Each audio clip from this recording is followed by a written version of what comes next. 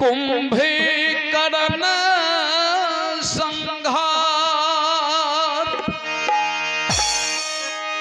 हो लंका में घर घर मचा भीष्म हाहाकार।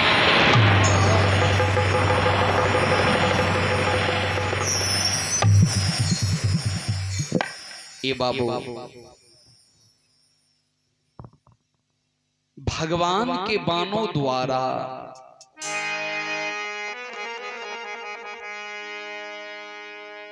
बलशाली बलवान कुंभकर्ण जब लड़ाई के मैदान में मारे गए तो लंका में हाहाकार मच गया।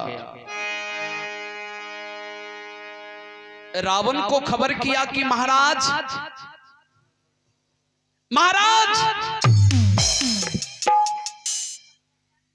कुंभकर्ण लड़ाई के मैदान में मारे गए। बोले कुंभकर्ण मर गया? बोले हाँ महाराज। रावण बोले कुंभकर्ण को कैसे मार दिया?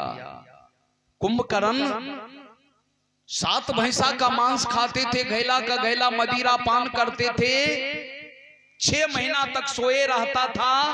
कुंभकर्ण को बड़ा जतन से गाजा बाजा के साथ जगाया था। जो कुंभकर्ण 6 महीना तक सोए रहता था, एक ही रोज जागता था। कुंभकर्ण को बड़ा जतन से मैंने जगाया। जिस कुंभकर्ण का शरीर पहाड़ के जैसा विशाल था और उस कुंभकर्ण को 2 तपस्वी ने मार गिराया। ऐसा नहीं हो सकता। राक्षस बोले कि नहीं हे लंकेश्वर, कुंभकर्ण मारा गया।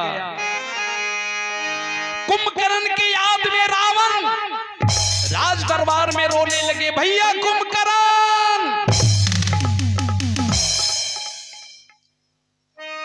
चोट लगे तुझको तो दर्द मुझे होता है,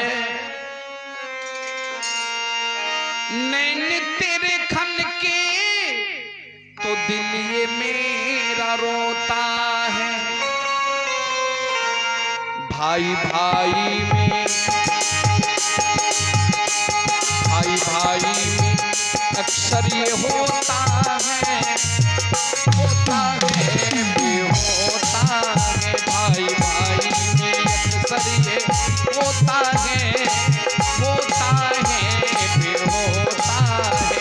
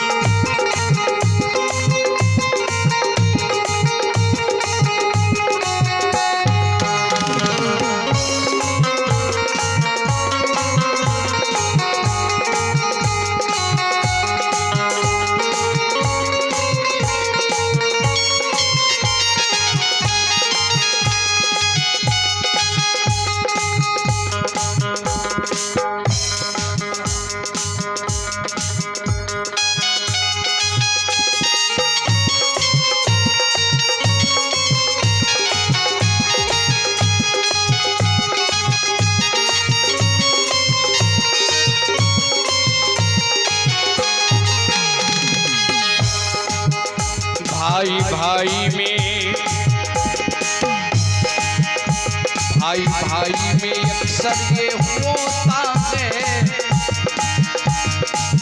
होता है भी होता है। भाई भाई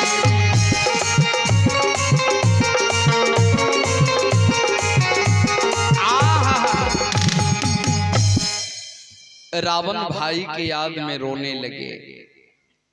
और आप हैं अनिल यादव, हकपारा निवासी, भगवान के दरबार में 51 रुपए दान किए हैं। भगवान से परमात्मा से कामना करूंगा, भगवान दानी को मनोकामना को पूर्ण करेंगे। प्रेम से बोल दे श्यावर रामचंद्र की जय। रावण रोने लगे, गमगीन अवस्था में आ गए।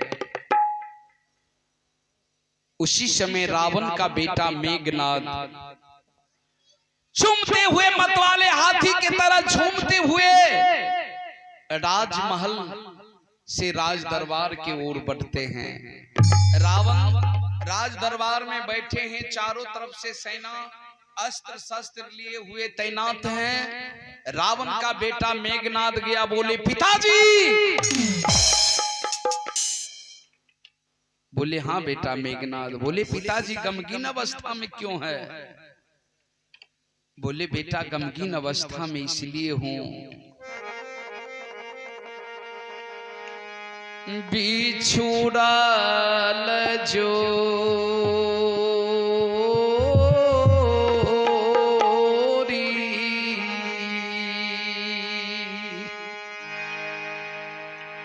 बोले बेटा मेघनाद मैं गमगीन अवस्था में, चिंतित अवस्था में इसलिए हूं बेटा, अभी छुड़ल जोड़ी अब भाई के बिना, छुड़ल जोड़ी ए भाई के बिना,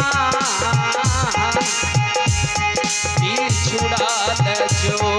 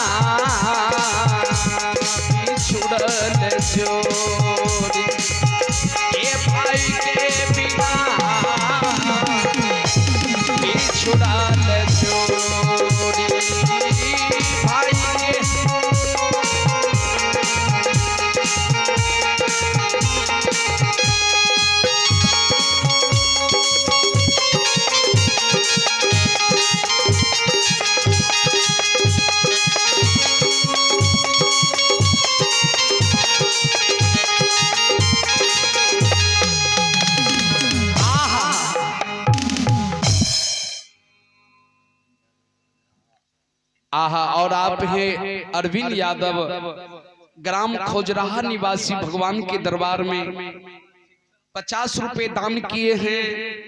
भगवान से परमात्मा से कामना करूंगा, भगवान दानी को मनोकामना को पूर्ण करेंगे।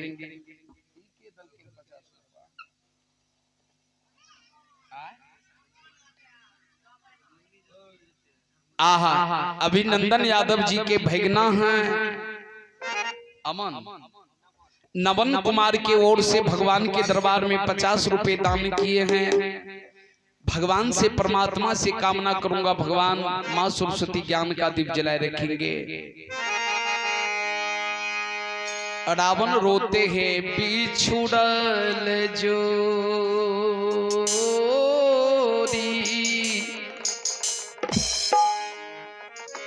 भाई के बिना बिछुड़ल जोड़ी। बेटा मेघनाद मैं इसलिए गमगीन अवस्था में हूं कि मेरे भैया कुंभकर्ण को 2 तपस्वी वनवासी ने मार करके लड़ाई के मैदान में गिरा दिया। इतने बड़े बलवान को। बोले पिताजी तो आप चिंता क्यों करते हैं? चाचा कुंभकर्ण मर गया तो क्या हुआ, आप चिंता क्यों करते हैं पिताजी? मैं तो देवता का राजा इंद्र को जीत लिया था। उस रोज से मेरा दूसरा नाम इंद्रजीत भी है, इंद्रजीत। मेघनाद कहते हैं रावण से, ए पिताजी जीता था मैंने इंद्र को, इंद्रजीत कहलाता हूँ। दोनों तपस्वी को आज मैं रन में मार गिराऊं। दोनों तपस्वी को आज मैं रन में मार गिराऊंगा। दोनों तपस्वी को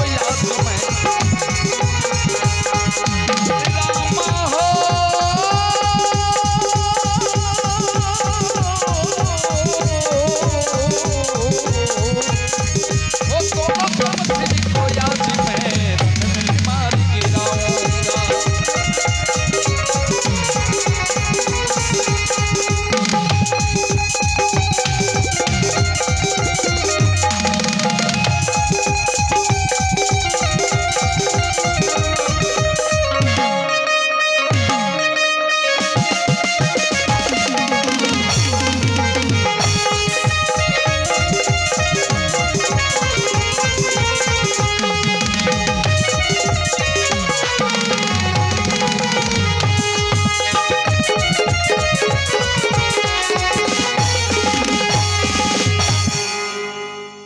जीता था मैंने इंद्र को, इंद्रजीत कहलाता हूं। दोनों तपस्वी को आज मैं रन में मार गिराऊंगा। पिताजी मैं तो इंद्र को जीत लिया था, तो उस रोज से मेरा दूसरा नाम इंद्रजीत भी है, तो मेरे आगे में ये दोनों तपस्वी क्या है? कुछ भी नहीं है पिताजी, मुझे आज्ञा दीजिए, मैं लड़ाई के मैदान में जाऊंगा। चाचा का बदला तुरंत अभी चुकाऊंगा। मेघनाद कहते हैं रावण से कि पिताजी चाचा का बदला तुरंत अभी चुकाऊंगा। दोनों तपस्वी को रन में मार गिराऊंगा। चाचा का बदला तुरंत अभी चुकाऊंगा। दोनों तपस्वी को रन में मार गिराऊंगा। दोनों तपस्वी को रन में मार गिराऊंगा। दोनों तपस्वी को रन में मार गिराऊंगा। चाचा का बदला तुरंत अभी चुकाऊंगा। दोनों तपस्वी को रन में मार गिराऊंगा।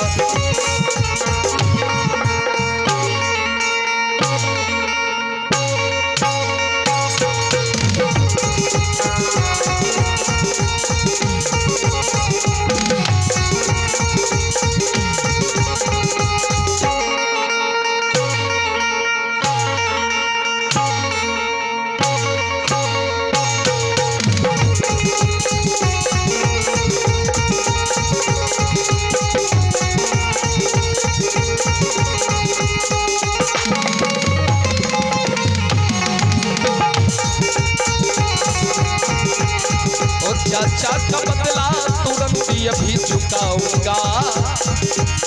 दोनों तपस्वी को रन में मार गिराऊंगा।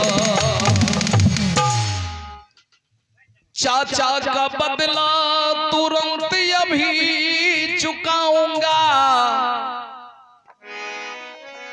दोनों तपस्वी को रन में मार गिराऊंगा।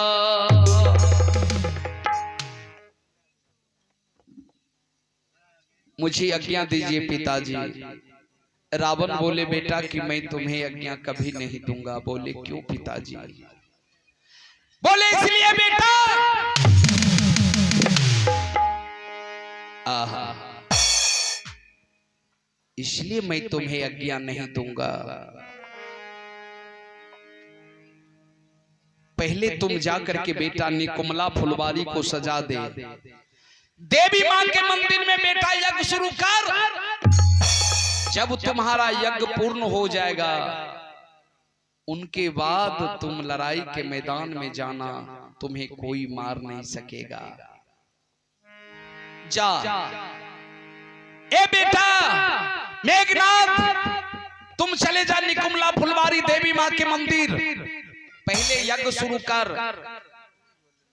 यज्ञ जब पूर्ण हो जाएगा तो उस हवन कुंड से एक दीप रथ निकलेगा और उस दीप रथ पर चढ़ करके जब तुम लड़ाई के मैदान में जाओगे बेटा तो तुम्हें कोई मार नहीं सकेगा। उसी समय रावण का बहन सुपनेखा आ गई। सुपनेखा, रावण का बहन जब सुपनेखा आती है तो रावण का बहन सुपनेखा कहती है, ए भतीजा मेघनाथ। रावण का बहन सुपनेखा बोली कि ए भतीजा मेघनाथ, राक्षसी सेना को घर बैठे मिल गया भोजन। सुपनेखा कहती है, या है दुश्मन घर बैठे, मन माना जाकर संघार करो, जो बचे तुम्हारे मारने से, अरे जो बचे तुम्हारे मारने से, राम को लाकर भेज।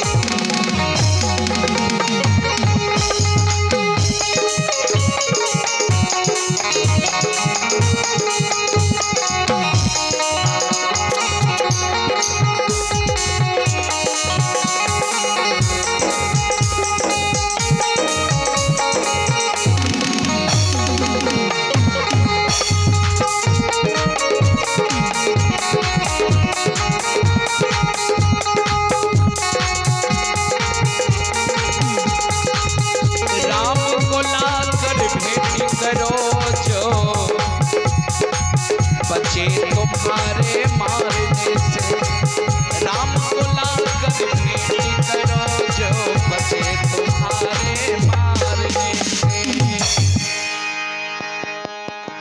ए भतीजा मेघनाथ, आया है दुश्मन घर बैठे, मनमाना जाकर संहार करो, जो बचे तुम्हारे मारने से, राम को लाकर भेंट करो।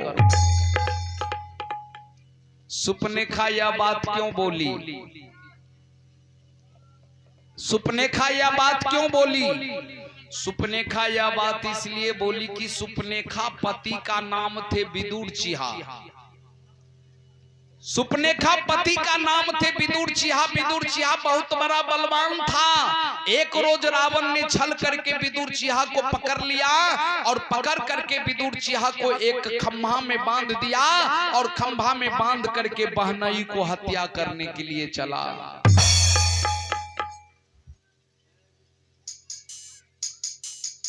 सुपनेखा आंचल फैला करके सुपनेखा सिंदूर का भीख मांगने लगी कि मेरा सुहाग को मत उजाड़िए, मेरा सुहाग को रहने दीजिए, मेरा सुहाग को मत उजाड़िए।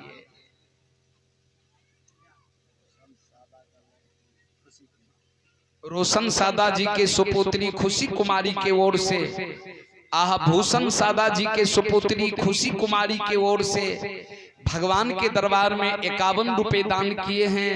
भगवान से यही कामना करूंगा, मां सरस्वती ज्ञान का दीप जलाए रखेंगे। प्रेम से बोल दे श्यावर रामचंद्र की जय। ये बाबू इसलिए सुपनेखा बोली, सुपनेखा पति का नाम थे विदुर चिहा। विदुर चिहा को छल करके रावण ने पकड़ करके खंभा में बांध दिया।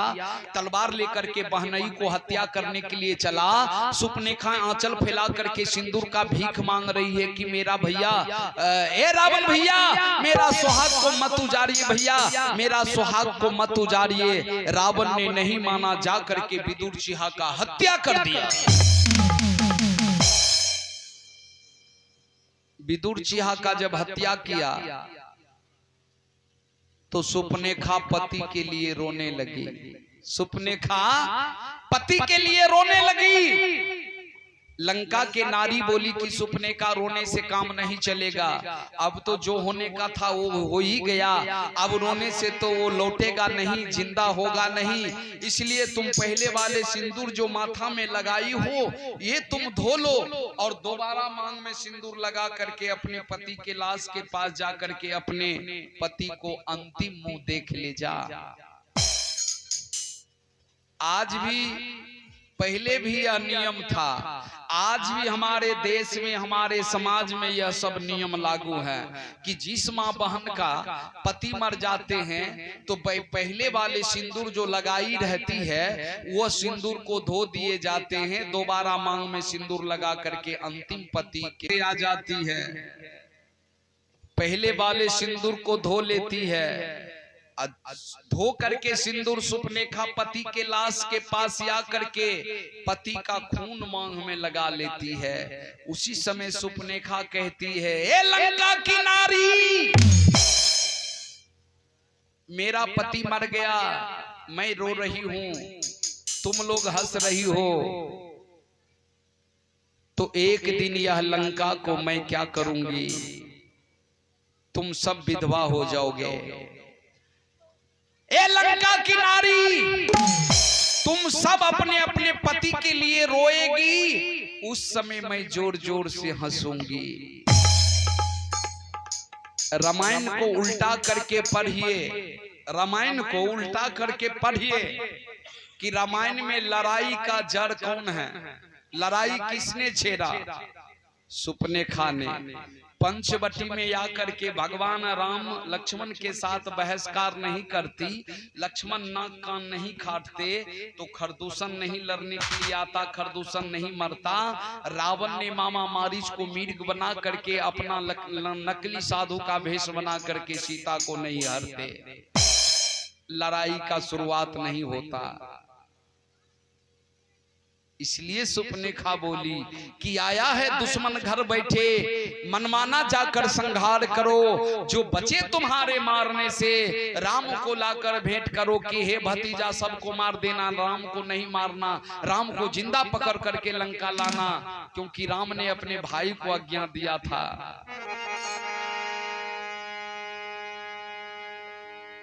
लक्ष्मण ने, उनके भाई ने मेरे नाक कान काट लिया, कुरूप बना दिया। जा भतीजा जा, मेघनाद लड़ाई के मैदान में जा तू, और जा करके बांदरी सेना को बंद कर।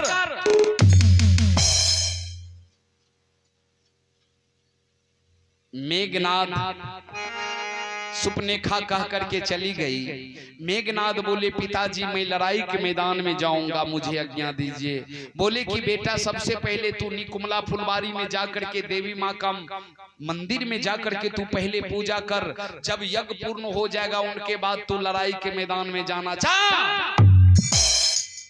मेघनाद ने जाकर के निकुमला फुलवारी को सजा दिया। निकुमला फुलवारी को सजा करके देवी माँ के मंदिर के आगे में हवन कुंड बनाया। हवन कुंड बना करके मेघनाद यज्ञ शुरू कर दिया। अधोबत अधोबत तोहर मंदिरवा, हथबा खियैलै हे माँ, अधोबत अधोबत तोहर मंदिरवा, हथबा खियैलै हे माँ, तैयो न